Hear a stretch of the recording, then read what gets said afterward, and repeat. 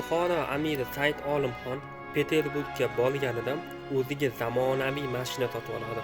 Bu vaqtda O'rta Osiyodagi tub aholida mashina umuman yo'q edi. Amir Olimxon kelajakda Buxoroda ham mashina zavod qurishni rejaga kiritadi. Ammo Buxoroda zavod qurish tugul mashinani o'zini olib kelish ham imkonsiz narsa bo'lib qoladi. Arkda jazabaga tushgan mullalar amir kofir bo'ldi deya uni haqorat qilishadi. Amir Olimxon ular bilan 2 soat muzokara o'tkazadi. Men musulmonman. Mani ota-bobolarim ham shunday. Sizlar rus qurollari yu kiyimlarini yaxshi ko'rasizlar. Ammo mashinasiga kelganda nega bunday emas? Bunaqa zavod Buxoroda ham bo'lishi kerak deydi.